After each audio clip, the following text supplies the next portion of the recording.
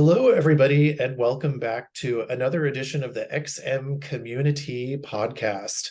I am joined again today with the fabulous Carson Bell from InVision Communications. Hello again, Carson. Hi, I'm excited to be back and thanks for continuing the conversation. Of course, of course. So for our community members and listeners who tuned into the first part of this two-part episode with Carson, we are continuing the conversation today. We had a fabulous first conversation about actioning, collecting, and analyzing employee feedback, talking about engagement. After you and I spoke yesterday, my brain was still going for at least another couple of hours thinking about all of the things that we discussed and all of the areas of opportunity for continued discussion on the topic of employee feedback. Exactly. And I think even today, we're going to take it a step further, talking about the ideal time to focus on that feedback. So before we dive into everything, I do want to give a quick reminder of myself and InVision. So like I said in the previous episode, we are a communications agency, InVision Communications, focused on moving audiences towards action. And the way that we do that is through innovative solutions, impactful and connected experiences. So our main goal is to use this innovation and this creative to realize business outcomes. My role specifically is a strategy program manager. So I work with our strategic teams to come up with creative and innovative ways to move businesses forward and meet those objectives. Primarily, I'm focused in deliverables, coordinating across all different types of teams, from creative to copywriting to graphic design, just to ensure that everything we're creative moves towards completion and is on time. That is a fabulous role to have. That's like it's right at the intersection of very important things and things that I personally like to nerd out about myself. So I like to call it a little bit of a crossing guard. I have to make sure that things are ushered to exactly. the right people and ushered right back to the right decision maker or stakeholder, if you will. So it's a Yeah. lot of moving parts. InVision is a fabulous company. When I spoke with my manager and told her that we were doing this podcast series and that you were from InVision, she was really excited because InVision has a great reputation in the industry. Everybody knows InVision and the quality work that you do. So I'm really glad to be here today for the second episode and the second half of our conversation today. Wonderful. Well, we appreciate all the compliments. It's really a pleasure to be a part of a place that values each of us so much, but also puts that same appreciation into our work. So I'm in a pretty good spot right now. I can't complain. Absolutely, you are. Absolutely. Well, our main theme today is engaging events and the future of business operations. And events, like the topic of employee engagement, events is something that everybody wants to get right. And still people struggle sometimes to get those right, whether it comes down to the execution of the events, the making sure that the event is customer centric, looking at data from previous events in order to inform future events. There's definitely a lot of room for growth, and it's an area where a lot of people have questions on how they can do better. So let's dive right in. Let's talk about collecting data and how customer feedback can inform future events. Tell us a little bit about that. Of course. So, as we've all seen over these past few years, personalization has become critically important. While we were all kind of locked away during the pandemic, we had access to so much information, and it really was able to be customized to our unique preferences, our needs, or kind of how we self-identify, what we're interested in, what motivates us to engage. So, when you look at an event, it really is kind of a key touch point throughout an entire customer journey, whether it's just the type of food that they're eating or the activations that are in the space. It's a really important touch point to gain that feedback and actually act upon it. So like we talked about in the previous episode, employee feedback is critical, customer feedback is critical. Bringing all of that together is how you further enable an in-person event. I personally have been working on quite a few in-person events this year, specifically one over the summer, which was a user conference. During our planning phases, which was almost a year before, we were reading all of the feedback from our event in 2022, trying to understand where people were going, not just physically, but what was motivating them to attend the event, what was motivating them to attend a breakout session. Why did they only stay in the general session for half the time or the full time? What are those motivators, and how can we collect that feedback so that we can inform the content? Like we talked about in the previous episode, Michael, everything is linked. There's Yes. there's a reason and a rationale for why we move about spaces in different ways, or how we listen, or how we consume content. And like I said, personalization is kind of the ground floor of all of that. So taking all of these various types of feedback, blending them together, and working towards that common insight is how we take an in-person event that's beautiful and shiny and dynamic, but actually tie it to those business outcomes, which is a tricky thing to do. But Right. thankfully, that's our specialty at InVision. But even Exactly. more so, it's really grounded in that data and feedback. Absolutely. So I think one of the main challenges that I see with events, and I don't have nearly as much experience with events as you do, but in my limited experience with events, I think one of the biggest challenges is, especially for an event that is perhaps a user conference that happens on a regular cadence, Mhm. you're always collecting feedback from the previous year. And if you're lucky enough to have a large number of attendees, you're going to have a lot of feedback, some of Right. which could potentially be pulling you in opposite directions. One person says, I want this. One person says, I want that. One person says, I want more of this. One person says, I want less of that. How do you look at the data intentionally and decide how to make improvements when you have a collective body of data or feedback that can sometimes be contradictory in some ways? Well, and adding a whole other layer on top of that, Michael, is kind of stakeholder goals, right? Right, That's kind of the exactly. whole, they're the true decision makers. They're the people that hold the Exactly. purse strings often sometimes. So Yes. it's taking the actual attendee feedback, it's taking the business goals.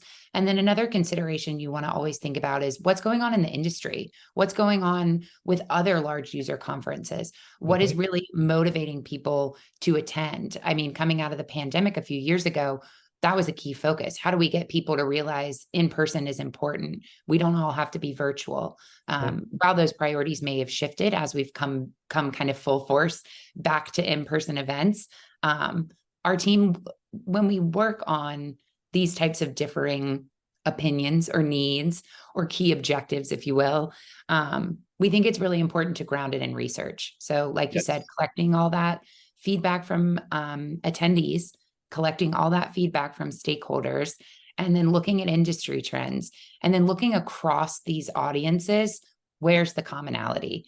We hope that there will be an easy one, but oftentimes it involves a little bit more digging and a little bit more investigating to find that common goal. Once that's found, then you're able to act on it, right? You're able to come up with communication plans. You're able to come up with activations. You're able to find content, speakers that resonate with each of these audiences, all still laddering up to that common goal. It's a lot of work on the upfront, Yeah. but it's also a really great kind of safety net because you know you're grounded in a true strategy. Oh, absolutely. It pays dividends. The initial time investment and research that's required absolutely pays off in the end. What? Exactly. And we also like to advocate for having kind of strategy and creative working together, because Yes. strategy really focuses on those true business objectives. Creative, if they're brought in at the beginning and they're paired with strategy working together, they're able to translate those objectives or true outcomes into a tangible item. Again, whether that be a communication or an activation is to be Mhm. decided, but Yeah. having them work together is kind of that perfect combination. I think I know the answer to this question, but I'm going to ask it anyway, Of course. just in case maybe some listeners are thinking the same thing. I'm, obviously we're very customer centric. Our conversation yesterday was very customer centric in that we're thinking about our internal customers, our fellow employees. Our conversation today, when thinking about events, we're talking about personalization and making sure that customers have a great experience, stakeholders have a great experience. So I guess my question is, it sounds like it would be smart to make sure that you're collecting feedback at a couple of different layers or levels. One, the layer or level of attendees who came to your event, and then perhaps another layer, which is the internal staff or team members who either made the event happen, played a part in the organization of the event, attended the event as a speaker, or are otherwise internal to the company. So you've got perhaps two different, very different sets of data points. Right. How do you reconcile all of that together? And do you think that's a best practice, collecting that data at both levels? I definitely think it's a best practice. I think the more data and feedback you can get, the better.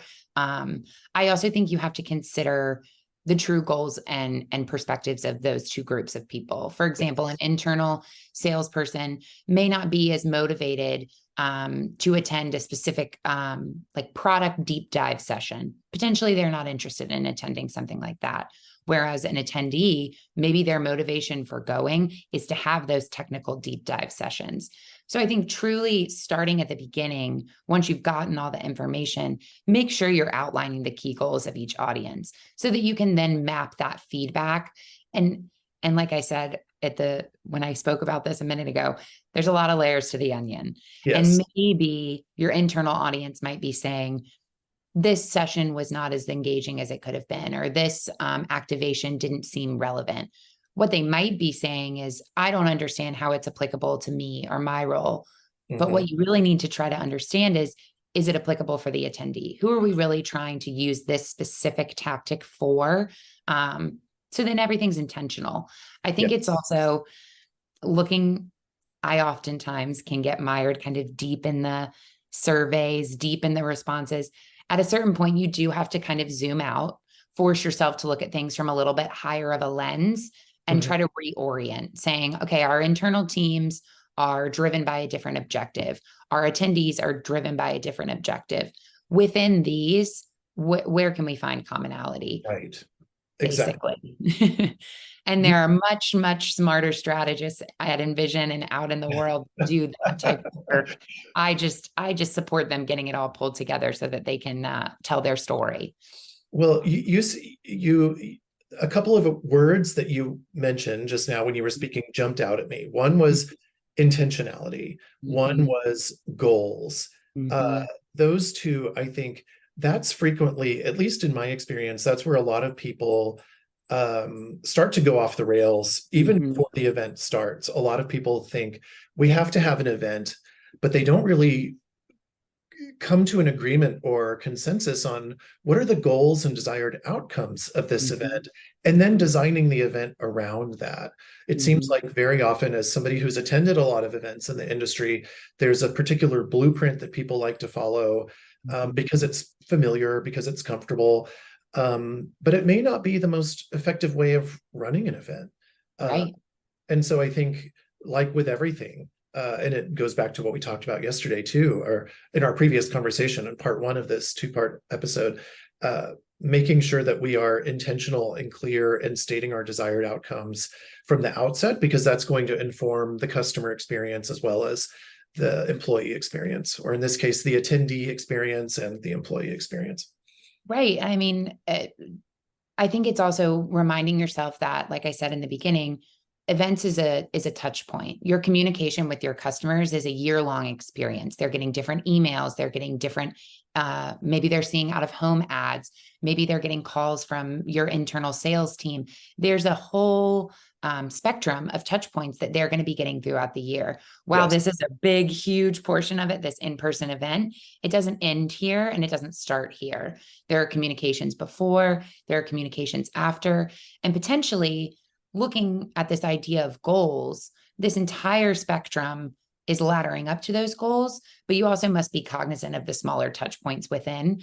I think events are a really dynamic way to collect feedback. We often do a solution known as content capture, where we will do in-person interviews on site. There Right. are no more engaged people in an interview than someone who's on site at a user conference or on site at a sales kickoff. People are motivated, people are energized, and we're able to capture that content, get their full responses, do some interviews to then utilize in further communications post-event. We can do recap videos, we can do recap social posts. It's a really great opportunity to capitalize on real world feedback. I mean, I don't know about you, Michael, but for me, anytime I can see someone that looks like me or has my background speaking to an experience or advocating for attending something, I'm so much more motivated to attend than hearing marketing jargon or kind of overarching ideas that I can't relate to. So Oh, that's absolutely. Yeah. one specific example of how we like to get those different perspectives. Now, of course, we'll interview attendees, we'll interview salespeople, and they can each be used in the different channels, but still it's capitalizing on that time together. That's kind of the meat and potatoes of this whole conversation. When you're at an in-person event, you have such a captive audience. They're excited, they're present. Oftentimes, if you're doing an interview or collecting feedback and they're thinking abstractly or they haven't been to an event in quite some time, could be difficult to get relevant feedback. When you're together, it's perfect. Absolutely. I fully agree. I think there's a lot of strength in I'll just say use the word testimonial. A testimonial from somebody who perhaps is a persona that mirrors yours, whether it's your role, your background, your expertise, hearing from them what the experience was and how it benefited them. There's really nothing more powerful. I've found that to be true throughout my career. It's one thing if a company tells a customer, hey, this conference is the best, you should really attend. But if another customer says pretty much the exact same thing, that customer's words carry a lot more weight. Right. Well, and I mean, look at what we've seen with kind of like the development of social media. TikTok is all testimonials. People are holding that as kind of a Absolutely. sacred justification for a purchase or a trip or a hotel booking even. So any sorts of ways that we can foster that attendee to attendee communication, they're speaking the same language, they potentially maybe even have the same goals. And that's a critical component, collecting that feedback, pulling it all together. And then, like we talked about in our previous episode, providing that back to individuals. I just remember I was working on content capture this past summer, and everyone that did the interview said, where can I see that? How am I going to be able to access it? Am I able to use that footage again? People want to see and review what they've created. Absolutely. So it makes sense. Like everybody wants to see themselves on camera. Absolutely. Well, also that transparency builds trust, which we spoke about in our previous conversation. Trust is really the basis of anything, of everything. So being able to have that sense of trust built is really key as well.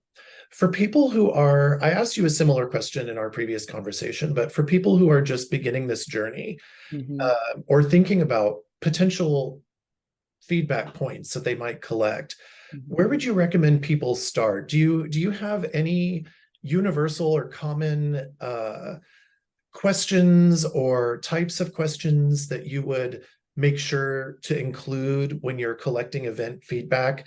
I know there's probably a lot of variation depending on industry, event type, things like that, but I'm wondering if there's a common core set of questions or feedback points that people should be collecting.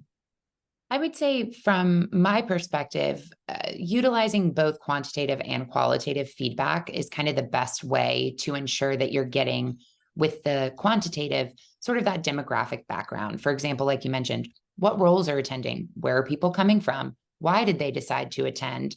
What are they most interested in seeing when they get there? Are they really interested in breakout sessions? Are they really interested in the concert at the end? What are those motivations? And serving that feedback, or not feedback, excuse me, serving that collection to kind of a wider audience is a way to get that foundation, kind of benchmark of, okay, 50% of our attendees are attending in person because their company is sending them. 20% are attending on their own. They want to be here. Getting that information is critical kind of in the upfront. I know a lot of places will do that on a registration form, for example, when you're registering for the event, your name, your role, your industry. That way you get that foundation. Whereas with the qualitative feedback, that's kind of what I was mentioning earlier with content capture, getting people to express what they've realized at an event, get them to express what they've learned, who they've connected with, what that value is in a more emotional setting than just typing it into a survey form. But I do still think it's valuable to get people to share those softer emotions or those softer side of events, not just realizing business outcomes or networking to elevate your professional profile. It's more, I realize that I can go back and be an agent of change at my organization. That's an ideal. But how we work to figure that out typically begins with, like I said, that quantitative side, a more simple approach to get that foundation, and then moving into the more complex qualitative conversations. Both are equally valuable. It's just a little bit more palatable to break it apart that way from my perspective. I agree. And I think, as we've said before in our previous conversation, everything is interconnected. If there's one common truth to everything we've been discussing in our previous conversation and today, especially when it comes to collecting these data points, everything is interconnected. And that's important to realize as well. Well, and I think also, like we spoke about, the buyers, decision makers, attendees, everyone's changing. And more importantly, people are getting younger and their priorities have changed. They're interested in personalization. They're very interested in technology, easily accessible events, easy to use a mobile app, easy to use your phone, maybe even a digital activation while you're there. And keeping that top of mind as well is important, as well as you're looking towards the future. Yes. Decision makers are only going to get younger. Attendees are only going to get younger. And so understanding A, what their needs and priorities are, and B, the best way to get to them. I think a key consideration is meeting people where they are. We talked about that a little bit in our previous conversation. Digital natives are not going to be super receptive to a print piece, perhaps, whereas different, maybe older generations would prefer to have something in the mail. It's just taking that into consideration while you're working through these tactics, because you've gotten the feedback, you've made some plans, you've aligned on your goals and decisions. Now, how are we actually going to get the word out? Ensuring that it's where people go to get news, go to get information. That's a critical piece as well. Absolutely. I'm glad you touched on the intergenerational aspects of preferences, customer preferences, attendee preferences in this context, since we're talking about events. And also, I'm glad you brought up the future of events. I was actually, before you mentioned it, I was thinking in my head, wow, I can't believe that just like 6 years ago, I was helping to put together an event and we were so focused on printed programs and getting those printed programs just right and making sure that we had an editorial cutoff date in order to get them to the printer and get them to the location. And nowadays, it seems like, at least at the events that I've been attending recently, pretty much everything is on an event app now. And it's just a short amount of time in which things have changed. And thinking about customer preferences, like you mentioned, some people may prefer to have print for various reasons, not just personal preference, but it could be even an accessibility requirement. Of course. Well, and think about the environmental impacts. We're not printing as much. We're not wasting as much. I know a lot of larger companies that we work with, they have sustainability initiatives and goals that they need to meet. So they have to, that's a whole nother layer. I mean, planning for all these different things, it's almost like you need a person on the side with a checklist that's, have we considered the environmental impact? Have we considered accessibility? Have we considered,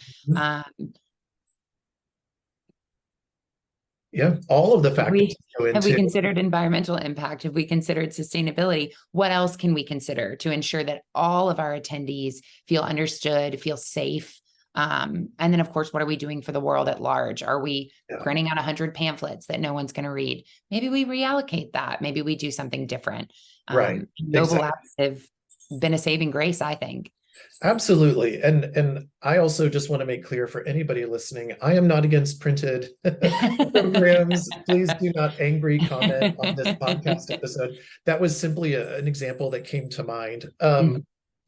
Another example, honestly, and I've seen a lot of conversations about this on LinkedIn and in other forums. A lot of people are talking about event merch and event swag. Yeah. And do we really need another water bottle? Do Mhm. do we really need another canvas tote? Do we really need Right. another, and a lot of people are canceling merch Mhm. or foregoing merch or swag because of the environmental impacts. And now the sort of I guess there's in some circles a bit of a negative uh, element around Mhm. the Perception, yeah. clutter that we're contributing to the world around us Mhm. and Mhm. things like that. Um, Mhm. so it's definitely an important consideration. I think all of this goes back to the theme of personalization. Like you Exactly. said, meeting your customers where they are, making sure Exactly. they get the fullest, best experience possible. Mhm. All of that is really, really key to Well, pulling and off a successful event. I was just going to say, people are taking note, like we spoke about yesterday, internal employees looking at their companies and saying, are they active? Are they aligned with my beliefs and principles? People are Right. looking at things these days. Attendees are watching and saying, where are ways that we can optimize? This is an interesting choice. So Yeah. keeping that top of mind as well to ensure that you're thinking about all facets. Like we said a moment ago, there's so many more considerations. We want things personalized. We want them technology. We want them fast. Yes. And of course, on the activism side, we want to make sure that we're not creating more waste or utilizing things and creating products for the sake of not for the sake of anything other than just being able to say you got something. Right. So it can be complicated. It can feel daunting, but if you take it all the way back, it really is grounded in metrics. It's grounded in feedback. And if you're willing and able to take the time to work through that, prioritize it, it's going to be a lot easier later on in the stages because at least you have something to fall back on as well. You're grounded in strategy and in reality. Yeah, absolutely. I think, one of the real powers about collecting data for me, whether it's event data or like we're talking about and optimizing events for the present and the future, or whether it's employee data, like we discussed in our previous conversation, one of the main themes that emerges for me is you can't change what you don't acknowledge. And 100%. and you can't really get to that acknowledgement standpoint unless you have the data that informs it. And Mm-hmm. so being able to make those positive changes, whether it's, as we discussed in our previous episode, actioning employee feedback, whether it's about optimizing your events, you have to be able to acknowledge what needs to change for the future. And Mm-hmm. that's where that data collection really comes in handy. And of course, I mean, since this is a Qualtrics podcast, obviously there are so many different ways to implement or integrate survey capabilities into an event, into anything you're doing. It can be part of your event app. It can be a QR code if you're using printed programming, which again, I have no problem with, but Which we fully support. yeah, which I fully support. So making sure that you're integrating those feedback collection points and listening posts Mm-hmm. in order to acknowledge what needs to change or be optimized for the future is really important. And then, of course, And balancing that with, I'll just throw in here that I think it's important, and I think it's a given, and I think we touched on this yesterday, but acknowledging that you have to balance those data points with the human mm-hmm. instinct, your gut, and your experience as a human. Mm-hmm. AI is on everybody's minds these days, Mm-hmm. especially as it relates to data collection and surveys. All of that really has to be balanced with a human heart. You have to be able to look at this feedback and say, how does this impact the very human experience that we're trying to create at these events? Because they're also an extension of community. As a community person myself, I can absolutely make the connection that an in-person event is like a live community activation in a way. You're Mm-hmm. building a sense of community, and it's important to maintain that heart-centered, human-centered balance to the feedback that you're collecting. Neither of us is advocating that we, act like robots or simply look at data collection points and immediately action them without questioning. You have to balance the human intelligence aspect. Well, and I mean, looking at events specifically, I mean, that's peak community. That's peak everyone coming together. And so ensuring that you always remind yourself of that as well. We like to say, speak human. Yes, Everything that we do, we want to try to speak human. absolutely. There's a lot of change going on in the world. There's a lot of uncertainty. There's a lot of newness in everything that we Yes. do. But I think you're exactly right. If we can try to focus on connecting on a human level, especially in person and in engagements, understanding who someone is, understanding their priorities, their role, their industry, those are just ways to ladder up to making that more effective connection, and furthering them as an attendee and potentially a brand advocate in the future. Yeah, absolutely. The data collection point is really a stepping stone to deeper connection with your people. At Qualtrics, we talk a lot about making business more human. And it's easy to put a lot of emphasis on the technical or on the technology aspects of data collection. But I think we're all saying the same thing. And I think that everybody who's listening, we're all thinking the same thing here, that making business more human and emphasizing the human element of data collection and using that as a first stepping stone to adapting to this reality that we find ourselves in. Like you mentioned, the world is changing very quickly. Everybody's priorities are very different. We interact with each other in different ways because of how technology has impacted our lives. So it's a great reminder that we are all really just people in the end. Not to get too philosophical. Sometimes you need a reminder, though. Sometimes if you're going too far down, if you're feeling kind of weighed down by data or by data points or analysis, pull back for a second. Remind yourself that we're all just humans, and we want to be communicated to as humans. We may be curious about different technologies, but at the end of the day, we all still like to speak with each other, and ultimately, all of these things, these metrics, these quantitative, qualitative data, everything, it's all just coming together to try to further a business or get you closer to your goal. And at the end of the day, that's all you're trying to do. So trying to remember that perspective is important. It really is important. And I feel like this is something I could say in almost every single one of our podcast episodes. There is, I believe, an unstated expectation these days because of how technology has impacted our lives, that we as humans are going to either work or act at the speed of technology, at the speed of computers, because we are so used to getting what we want on demand from technology that we have forgotten that we as humans do not operate like a server. We do not operate like a computer. And yet all too often, whether it's related to events or our previous discussion about employee engagement, I think very often we forget that people do not operate at the speed of technology. And I think that's a benefit. That's a feature, not a bug, to use a technology analogy. Speaking of the human element, for anybody who's listening, that's my dog running around like a crazy person in the background. If you hear dog collar jingling, of course, he decided as soon as we started speaking to get up and start running around the house. He's excited about the conversation, just like us. I think he's jazzed about the conversation as well. Making business more canine. That is his tagline. Carson, any final thoughts on events, actioning event feedback, the future of events, and feedback collection from you?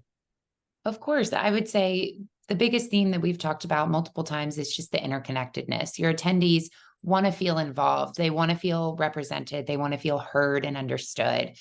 that's building on what we spoke about yesterday with employee engagement, and then even working with clients or with your company on engagement overall. Everyone, like we've said, is a human. At the end of the day, these touch points are all on a spectrum of how they communicate with you and how they communicate with your business. Think of in-person events as kind of the tip of the iceberg, your best opportunity to utilize this feedback and actually show direct change to attendees or create activations that, like I said, enable people to be better at their day-to-day work. I think InVision has an incredible offering of in-person events, content capture, like I mentioned, employee enablement, like I've mentioned. But overall, like I said at the very beginning, we want to move attendees and employees to action. We want to make things more actionable. We want to engage people, and we want everything to be meaningful and impactful and grounded in true strategy. If you ever have curiosity about anything InVision does, I'm happy to answer any questions or share some more information. But again, all of this is interconnected. All of this is data behind kind of if we use Wizard of Oz, for example, the wizard behind everything is data. People are willing to share it with you. And if you're willing to act on it, it's only going to grow from there. That's the perfect conclusion to our conversation. If you're willing to act on it, things can only grow from there. That's something that should be stitched on a pillow and put on my couch. It's been fascinating to speak with you, Carson, in both of our episodes, and I hope that our listeners enjoy these episodes. I have a feeling that we could solve all of the world's problems better if we were to keep speaking. But we've covered a lot of ground in these episodes, and I'm so thankful for your time. And I know our community is very thankful for you sharing your time and expertise with us as well. As I mentioned in yesterday's episode, and I'll mention it today, if you have any questions or comments on this podcast, please be sure to share them in the comments on the community. And I will make sure to add Carson's community handle to the description of this podcast episode so that you can mention Carson directly with any questions or feedback. And just like I said yesterday, I'm very curious to hear how the community responds to today's episode, and especially community members who maybe have attended X4 and would like to share their feedback on events from that perspective. Carson, again, thank you so much for sharing your time and talent and wisdom with us. I really appreciate it, and I know the community appreciates it. Of course, it's been a pleasure. I am happy to speak on anything, whether that be program management, strategy, event planning, or any of the other solutions I mentioned that InVision has. I'm happy to talk. And Michael, thank you so much for the time. Absolutely. Thank you.